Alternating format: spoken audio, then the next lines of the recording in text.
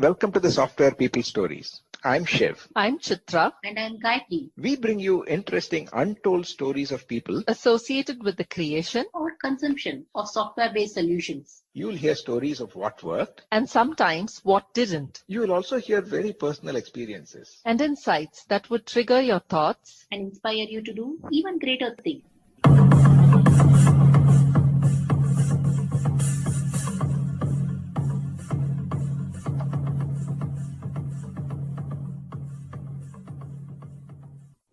Conversation with Mathan Ramanujam, who's a director of SiMa.ai and a product influencer in the hardware and semiconductor industry. He shares his beginnings in the telecom industry and how he has understood his skills in building people, and he shares several stories of how we can enable around, and talks about his storytelling skills and how he understood it, that he has that nuance of marrying stories, films, and to the real life corporate scenarios. Listen on. Hi, Madan. Welcome to Software People Stories. Thanks, my pleasure. So, Madan, we normally start our segment with an introduction to our listeners about you. I know you more than 20 years now, but I want our listeners to know about you and your journey. Okay. Yeah, I mean, it's a part of looking back, which is very important for everybody's life, right? So, yeah, I started out as a technical person, by the way, and you know, I was an individual contributor. I became an operational manager, and then a tactical manager, and then a strategic manager as well. But then slowly I started realizing that I'm more a people person, meaning I could add more value by handling people, by influencing people, getting things done, and making them more effective. That's something that I discovered along the way. I mean, first instance was you know, when I had to meet somebody in place of a salesperson because he was not available, and so that's the first discovery. And then slowly I started moving into more of people management role, and strategic roles, and I started enjoying it. You know, now you know, I also enjoy meeting people, especially you know, doing keynote speeches and stuff. I started enjoying those. So I'm more of a people person than a technical person now. In fact, I learn technical from my people. The work that I do is I mean, I'm essentially, I started out as an ASIC design engineer, but then because of the breadth of experience that I have, I could manage teams which are into different faculties, meaning, like, you know, I have managed C modeling team, even though I don't have the C modeling experience. And then I have managed many different things. I mean, front end to back end, and you know, even product management and stuffs. So that's the breadth of experience that gave me that comfort. Nice. So you work right now as a director in SiMa.ai, and you are also a hardware engineer, right? So many of us think that hardware traditionally is more into only the chip design and things like that. So what do you do? What do you or your team do normally in your current role? Okay. In my current role, this is purely the front-end design. What we call front-end design is ASIC design. Is we do have you know, abstract languages in which we represent the design, and we have tools that has evolved over the years and decades that would convert these abstract level codes, just like, you know, the C code for the software programmer. That would convert all these codes into actual circuit, the AND gates and OR gates and stuffs. So once the AND gates and OR gates are all implemented, and after that, implementing that into the silicon, which is called backend. Right now, I'm focused more on the front end, even though previously I have managed backend teams as well. So, and hardware here, not necessarily only chip designs, because once the chip comes out, we do have to put them into a system, which typically is board design. And we do have to bring them up, work with the software teams for the software, bring up all of those. So this includes all of those, the embedded systems. Now you're saying that right now hardware design, chip design is all happening through software. Right, and that is something that, including me, I have been in electronics for so long. It is while when we started off, we were all doing PCB design using simple chips. Actually, when I started off, I used to have a breadboard and done it, and then I used to have the probes and say, okay, how is the voltage coming well or not. So that those technologies have moved past in terms of having code and simulator and everything right now, is it? How has the technology evolved in that? Yeah, basically, I mean, same here, which is when I started off also, it was what we used to have as small scale integration, which currently is very large scale integration, which is what we call VLSI, right? The small scale integration, we used to have 4 gates in one chip, which is like which can be held by hand. That's how it was. But now you see billions of gates into one silicon of the same size. Essentially, this is why we call it system on a silicon, right? System on a chip, which is SoC. What this means is previously we used to design a system using boards and wires with all these small scale integrated ICs, right? And now what we do is all these are built into the silicon itself, because now by Moore's law, what they say is the size of the gates and the channels and stuff, and this deep dive semiconductor engineering and semiconductor physics. So as the size decreased, we could actually manage to fit billions of gates within like a small chip of size, 100 mm², right? So that's something that we could do. We could build the whole system, which we used to build using PCBs, wires, and capacitors, and all of those, into a small silicon, all inbuilt. That's how it has progressed, and this progress all happened in the last 2 decades, essentially. Not too far away, and now latest technologies are coming where you don't even see the pins anymore, because we used to have pins which used to be plugged into the breadboards and stuff, which I really appreciate memory, right? Because this was almost like more than two and a half decades ago. Now these days, you don't even see the pins. I mean, it's like what we call balls, which is just deposited, and then the connections are made on the board. So essentially, it has shrunk from what I used to do. The things that I used to fit, 100K gates, I used to fit in a 10 by 12 inch card when I started out my career. Now in 100 mm², I'm able to fit billions of gates. So that's the kind of abstraction that we have gone to.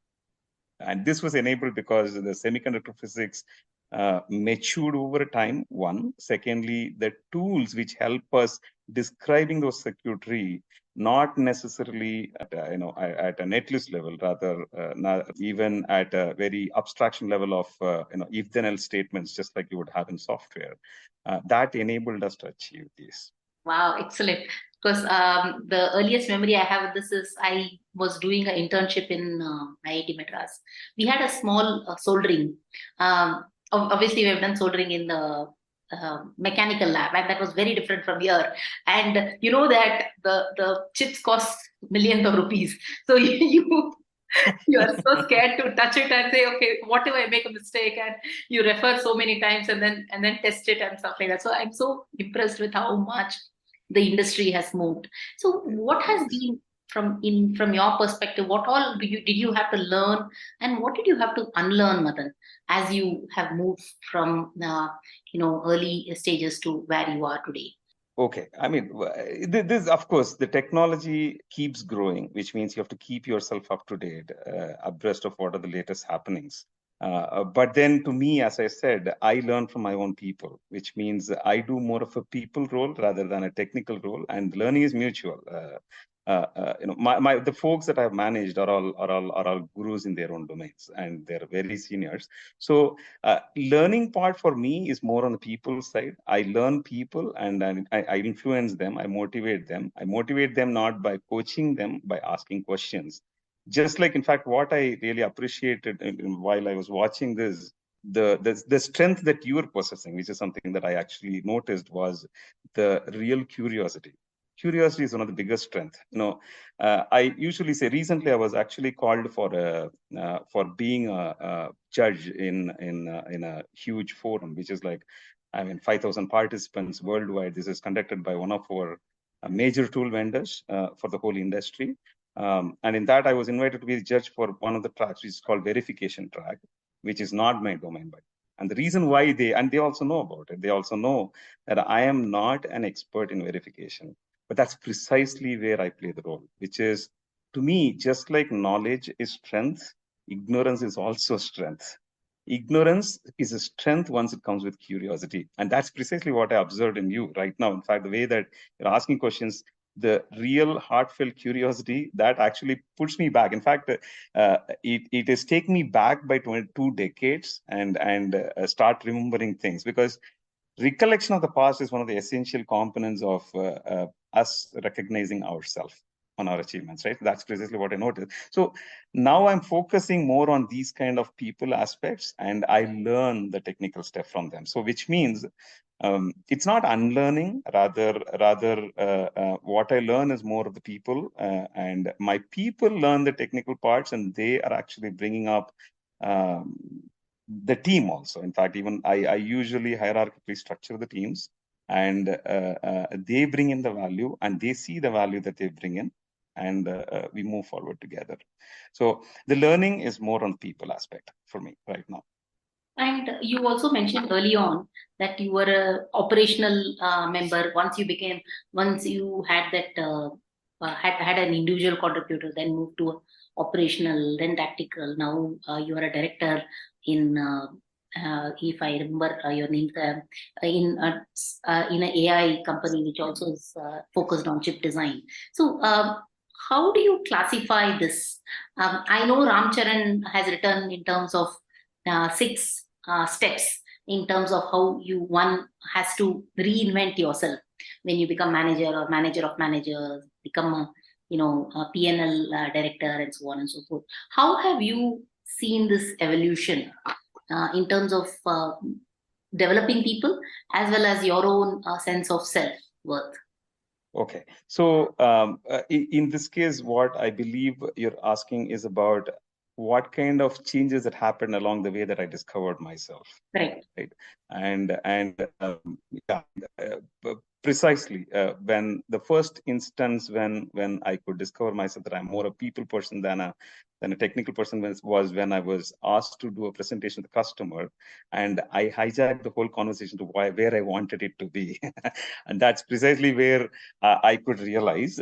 And after that, there had been certain instances where some of the changes that I could bring into very senior folks. I can give you an example of, there was this lady who was about 25 years experienced, and she was working for me. When she was moved to my team, in fact, she was in the company for almost like 5 years and nobody noticed her, right? And then when she was moved to my team, she said there are 3 things that she is not capable of doing. 3 things. One is she'll not be able to present in front of a huge crowd. One. Secondly, she said she'll not be able to communicate negative news or bad news to the people who are working for her. And third is she'll not be able to communicate to people outside the team, right? And in 4 months, what I proved was precisely that's precisely what is her strength. And how I did it is basically by when she said that she is not good in talking to people outside the team, I scheduled those meetings. And I made it very, very small meetings, 2-to-1 meetings. This was with a site lead in Japan. And I did that. And I sat with her in those meetings. I started off those meetings. Slowly, what I started doing was I started showing up late. And I could observe that she was actually having full control of the meeting. And then slowly I started dropping off in the meeting. She did not even realize that she could, she was driving the meeting without me. So it's providing psychological safety, right? And she needs to feel comfortable, and she needs to feel that there is somebody backing her, even if the person is not even available. This is like while swimming. I remember my daughter when she was too little, when she started swimming. I used to be in the pool with her, and I used to show as if I was holding her hands, but then I was not. And I used to give her a moving target where she keeps on moving. And then she doesn't even realize how far did she come. And like I said, looking back, that's an important aspect, which is it's not about manager recognizing people. This is something that I believe in. I believe in people recognizing themselves. That's more important than manager recognizing people. And this is one of those, which is moment after she finishes a lab, I make sure that she looks back. Why? Because she needs to see for herself. It's not about me telling her that she did a good job, but she has to look at herself, how far has she come. That itself gives her motivation for the next day. This is what I've seen, and that's precisely what I used to do with. And at the end of the four month, there was a big initiative that she drove, and she presented it in front of 150 people, and the whole crowd got convinced with what she presented. Wow. So I told her, and now once that was done, that the upcoming project, it was actually supposed to be for the upcoming project, but then the results were so fascinating that they wanted to intercept in the current project, which means now it's the next step to make people do. She had a 3-people team that I assigned to her, and with them, she had to get that done. But at the same time, the project could get canceled anytime, and these youngsters should not get demotivated.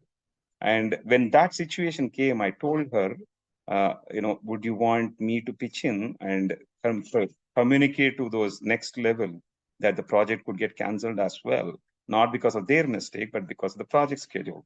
And she said, no, Mathan, I will take care of it. That's the confidence. So I proved to her that she could do all these 3 things way better than me. Something What that's an a part excellent of story. I know that you are a great storyteller, and you use this in when you conduct large seminars and everything. I mean, how did you build this capability, Madan? I know we are digressing from, from your how you developed your leadership skill, but I'm very curious by your the story. How did you, harness this storytelling habit?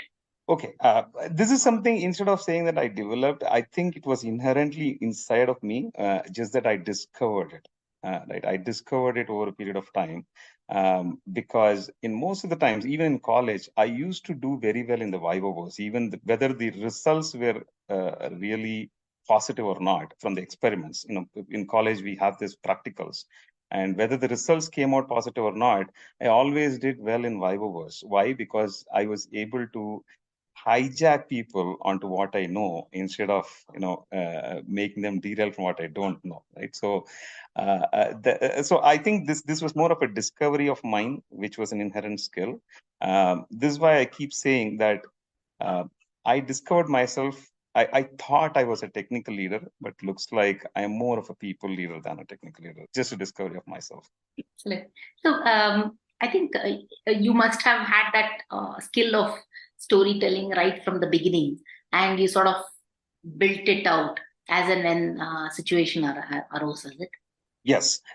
Even in colleges, I was known for connecting the dots. Connecting the dots. The way that you connect the dots, you will evolve with a different picture, right? And how to connect the dots is something that I've always done. I've always tried to give analogies which are from real life into what you're doing. That's something that I do, and I use movies a lot. Because I watch movies, I don't read storybooks. Rather, I watch movies. I read storybooks in the form of movies, and many of these, the cliches and dialogues that come in the movies, and even the instance, there are a lot of corporate lessons also. I use it even day to day. Even as late as last week, I used an instance, the movie Ford versus Ferrari, to tell people that being on the stage as a finalist participant in such a huge forum itself is the win, and win is only a byproduct or an added bonus, right? So that's something that I did, and this comes from Ford versus Ferrari. So most of these actually are coming because I watch a lot of movies, whether good or not. Very nice. Now with the age of streaming, so much of content is available. I think culling out the gems itself is an art, right? Saying, okay, this is something great, and are you able to apply it in your real life? Yes. And usually what I noticed is people seem to get carried away, or you get a lot of their attention if you're able to narrate a story before what you want to tell. And that I think captures one example, I wanted to communicate this information about end goal is more important than the means, right? And the means could be very many, but the end goal is something that should be on the focus, right? And we should not let go of that. And to mention this, I started off with a story which is about, the Mercedes-Benz engineer who discovered what we call the crumple zones in cars, right? Until he discovered that, or until he actually thought differently, people were thinking that the cars has to be rigid to be strong. But then the end goal is not the car being strong. The end goal is to protect the passengers. And even if it means that the car crumples itself to absorb the energy, thus protect the passengers, right? And that's how crumple zones work. And I used this story and then I narrated this end goal. This was actually in a very, very non-technical environment where I wanted to say whether the end goal, helping others, right? Helping others should be a means for welfare of others, or should it be the end goal by itself? Because I strongly believe that that welfare of others is the end goal, and helping others is just a means for achieving it, right? And so, if helping others become our end goal, we'll keep on doing it. But what's the result? End goal should be nobody should be needing our help, right? That should be our end goal. I used that story of crumple zones before I put in this, and then people started, this is to capture people's attention. People seem to like stories. They get carried away with that. And I think we also have this left brain, right brain, right? And this is a whole part where the brain, which understands stories, also is very good in retaining that story for longer than saying, okay, this is these are the process steps, A, B, C, D. It just goes off. But you say, no, this is visualization, right? Moment you say Merck, everybody can visualize it and why that is the case. And each of us are our own passengers. So it's a very powerful visualization technique as well, Mathan. Thank you for sharing that. I want you to share with me. When I looked at your profile, right, I also see you were working in US for a few years and you came back, I think a couple of decades back. I see many people whom we are interacting. Either they are in India only, or very few like us who have migrated and then migrated back. Why did you do that, and any advice that you want to share with our listeners? Okay, so the reason why, by the way, I did not spend too much time abroad. I just lived there for 6 years, nothing more than that. And with a span of about 25 or 30 years of career, 6 years is too small a time. And I usually say this even to these youngsters when I address them, when we recruit them from the colleges in bulk, and when I address them, I usually tell them the things that mattered to me the most 5 years ago doesn't matter at all to me today. So when you talk about these minor bonuses that other company gives, or a 10% hike that the other company gives, trust me, that would not matter to me at all after some point in time, right? So similarly, going back in time, this was about 18 years ago when I moved back, right? And at that time, the goal was, completely one, my father was getting retired in 2004, and I wanted to be here. And two, at that time, this was also for my wife's job opportunity, because she got a good opportunity here, and that's reaping the benefit. In fact, she's reaping the benefit of it. Now she's doing very well in her career, and I'm very happy for her. So that were the reasons for why I moved back. But it was not like something is bad over there or something is bad over here. It's all in the perspective, how we see it. To me, both places gave me similar quality of life because we could afford one. Just that here you might have to pay extra for getting that quality of life. But other than that, there is no difference. So you get almost everything over here as well. So, but otherwise, there is no other employment reason or anything.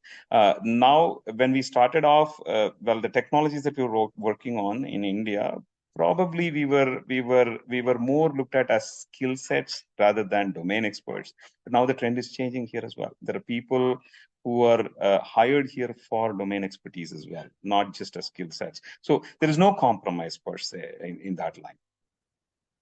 Thank just you, because. Mathan. I think that's a balance, right? With both spouses working, and it's given that we often talk about women staying invested in the career, we forget that the spouse plays the most important part in terms of strengthening as well as identifying where those roles are. I mean, it's not often that the place where one spouse has the best opportunity, it's always in the same place. I think it's a very important point for them. When you speak about now skill sets are deepening in India. Can you also talk about different cities? How I know software is primarily developing in about 6-7 cities, and in the last 5 years, we are also moving more towards tier 2, tier 3 cities and stuff. How is from a hardware as well as embedded software sort of an area? How is that location strategy working out for you? Okay, so hardware, especially chip designs, it's very narrow industry. Even today, the number of people that you see world is very small, right? That's the reason why I usually say you will get to meet the same people again and again, whether you like it or not, right? And the focus here looks like it's more focused in Bangalore, and I see good amount of opportunities now coming up in Hyderabad. As well as in Chennai. Now, Chennai has also grown to be one of the important centers for hardware design. There are also packaging industry. Of course, it's not in full-time packaging that we talk about, but then there are also some augment works that are happening in the package industry. That happens in Chennai, by the way. Noida has always been there. That's mainly because of there was one big company which set up its shop, which is ST Microelectronics. After that, there are many companies that followed them as well. So Noida has always been there. Even 2 decades ago, I know Noida had a presence in this, but it was not too big. Now, the steep growth that I see is more in Hyderabad and Chennai. Bangalore has always been the case. And Noida, well, I mean, it stands at its place even today. But Hyderabad and Chennai has seen tremendous growth in the hardware industry. So Hyderabad, Chennai, and top it up by Bangalore. Are you finding it harder to retain individuals, given that it's a smaller space and everything, or is it's the same as how software works? Very much, very much. I mean, resource, of course, it's a bloody war, right? And especially last year, I lost some because of these mammoth companies. I would not want to name them in this, but then we lost a lot of resources for them. It's not just resources as in, see, we are in the process of hiring, right? And we are a growing company, and we hire very, very cautiously. Just let you know, this company Series B round of funding, just 150 plus people, and going into the revenue phase is something that's unheard of for me. Okay, and so we're growing cautiously, and what we are also looking for is only high-end people. We cannot afford to right now hire juniors and groom them. So we are looking at only 15 plus experience. And when it comes to that, there are a few big companies who also set up their shop recently in the last 3 years, and we could not really, compete with them in terms of the stock value. I mean, salary we could, but then stock value was too high for us. The stock is a speculative value right now because we are a private company. We do get very good evaluations, by the way. In the last 1 year, without asking for, we got huge funding. We got 87 million funding, and that was without asking for. So investors gave us, and this is celebrity investors. You can go through the internet and see it. And so they gave us 1.5 times evaluation. And so we are lenient in terms of salary, but when it comes to stocks, because it is speculative and you need to wait it out for reaping the big benefits, whether people have the patience or not, it's today's money versus tomorrow's today's small fish versus tomorrow's big fish. So we lost some new hires to those companies. So it was indeed a big issue.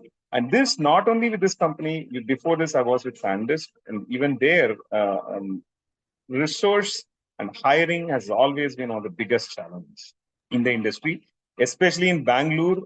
This is what we call in Bay Area, we used to call this a parking lot syndrome, which is, one day the candidate enters left into the parking lot and the next day he enters right into the parking lot, but it is all within the 5-mile radius, right? When they change companies.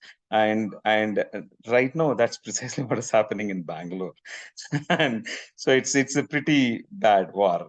I can tell you some of these software tech parks, huge number of companies, all big, huge bullies, right? And even they lose people among themselves, by the way. So, That is the hardest thing, right? In terms of you develop, not just hire, we also companies and people invest on other people, right? In the end of the day, you bring a sense of loyalty and share a sense of values with it. It's not easy, but I guess that's how the market is. When there is a supply, the supply is more, demand is less, then things twist in a different way. In this conversation with Mathan, I am now going to ask him how he built his skills across technical as well as managerial. Don't forget to tune in on Tuesday for the second part of my conversation with Mathan Ramanujam, director of SiMa.ai.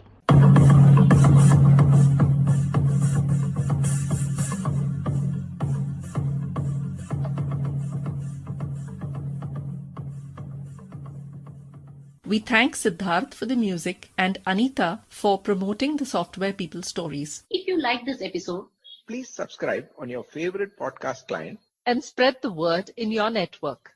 if you'd like to share your story, Contact us at podcasts@pm-powerconsulting.com.